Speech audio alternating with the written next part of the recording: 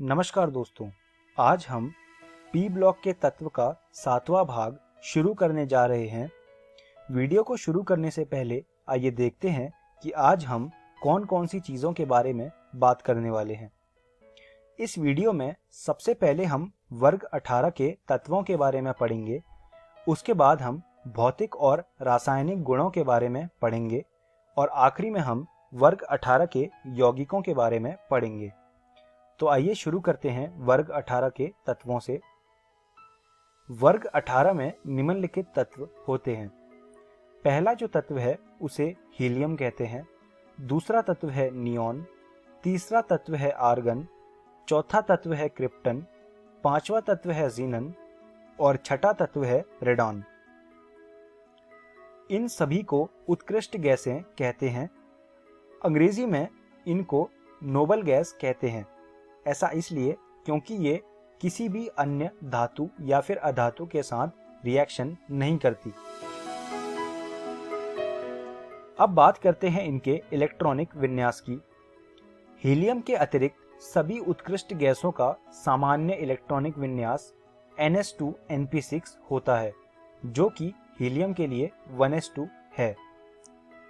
उत्कृष्ट गैसों के बहुत से गुण जिनमें अक्रिय प्रकृति शामिल है, उनकी समृद्ध कोश संरचना के कारण होती है। ये हमने बात करी इनके इलेक्ट्रॉनिक विन्यास की। अब हम बात करेंगे इनके आयनन एंथैल्पी की। स्थायी इलेक्ट्रॉनिक विन्यास के कारण इनकी गैसों में आयनन एंथैल्पी बहुत अधिक होती है। इसका मतलब ये है कि इनमें से इलेक्ट्रॉन निकालना बहुत ही मुश्किल है, जबकि परमाणविक आकार में वृद्धि के साथ वर्ग में नीचे की ओर बढ़ने पर यह कम होती जाती है। ऐसा इसलिए क्योंकि वर्ग में नीचे की ओर जाने पर इनका जो आकार है वो बढ़ता जाता है। अब हम बात करते हैं इलेक्ट्रॉन लब्धि एंथैल्पी की। उत्कृष्ट गैसों का स्थायी इलेक्ट्रॉनिक विन्यास होने के कारण इनकी प्रवृत्ति इलेक्ट्रॉन ग्रहण करने की नहीं होती, अतः इनकी इलेक्ट्रॉन लब्धि एंथैल्पी का मान अधिक धनात्मक होता है। अगर आप किसी भी नोबल गैस में इलेक्ट्रॉन डालना चाहें तो वो बहुत मुश्किल होगा। ऐसा इसलिए क्योंकि वो पहले से ही बहुत ज़्यादा स्टेबल होता है, तो उसमें अगर आप इलेक्ट्रॉन डालने की कोशिश करेंगे तो वो नहीं जाएगा, और अगर जाएगा भी तो उसके लिए आपको बहुत ज़्यादा एनर्जी लगानी पड़ेगी। तो ये हमने बात करी इलेक्ट्रॉन लब्धि एंथैल्पी की। अब हम आगे बढ़ते हैं और बात करते हैं इनके भौतिक गुणों की। सभी उत्कृष्ट गैसें एक परमाणविक हैं। यह रंगहीन, गंधहीन तथा स्वादहीन होती हैं। यह जल में अल्प विलय है। इनके गलनांक तथा क्वथनांक अत्यधिक निम्न होते हैं। और आखिरी गुण है, ज्ञात पदार्थों में हीलियम का क्वथनांक 4.2 केल्विन निम्नतम होता है। तो ये कुछ भौतिक गुण हैं उत्कृष्ट गैसों के। आप इनको अपनी कॉपी में लिख लीजिए। अब हम बात करते हैं उत्कृष्ट गैसों के रासायनिक गुणों की। सामान्यतः उत्कृष्ट गैसें सबसे कम क्रियाशील होती हैं। उत्कृष्ट गैसों के संयोजकता कोश का पूर्ण भरित इलेक्ट्रॉनिक विन्यास NH2Np6 होता है। हीलियम में ये 1s2 होता है। इनकी आयनन एंथैल्पी अधिक होती है तथा इलेक्ट्रॉन लब्धि एंथैल्पी अधिक धनात्मक होती है। ये मैं आपको अभी थोड़ी देर पहले बता चुका हूं। अब हम बात करेंगे जीनॉन फ्लोरीन के यौगिकों की। अनुकूल प्रायोगिक परिस्थितियों में तत्वों से प्रत्यक्ष क्रिया द्वारा जीनॉन 3 प्रकार के द्विआंगी फ्लोराइड देता है, जो कि कुछ इस प्रकार है। पहला जो द्विआंगी फ्लोराइड है वो है XF2, दूसरा जो है वो है XF4, तीसरा जो है वो है XF6।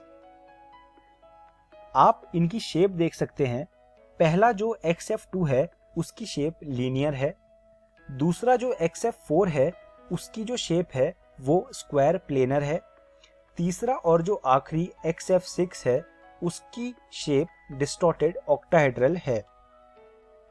अगर मैं इनको हिंदी में बताऊं तो पहले की जो शेप है वो रेखीय है, दूसरे की जो शेप है वो वर्ग समतलीय है और तीसरे की जो शेप है वो विकृत अष्टफलकीय है। आप इनको अपनी कॉपियों में बना लीजिए और इनकी जो शेप है वो लिख लीजिए। परीक्षा के उद्देश्य से ये बहुत ही ज़्यादा महत्वपूर्ण है और अक्सर पूछे जाते हैं, तो इनको आप याद भी रखिएगा। अब हम बात करेंगे ज़ीनॉन ऑक्सीजन के यौगिकों की। पहला जो यौगिक है वो है XeOF4।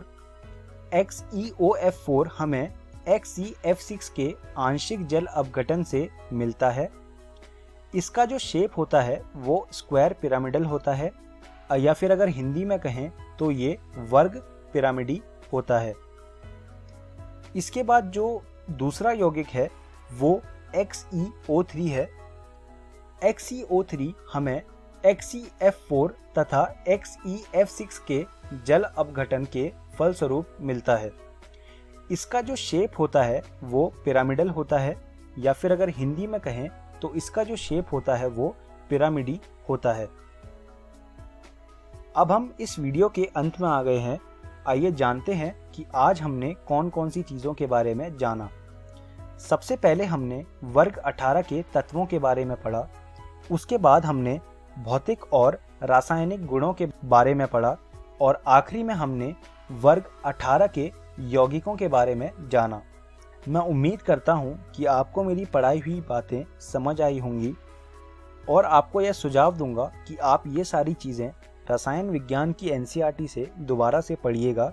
इससे आपके जो कॉन्सेप्ट्स हैं वो और ज़्यादा क्लियर हो जाएंगे। धन्यवाद दोस्तों।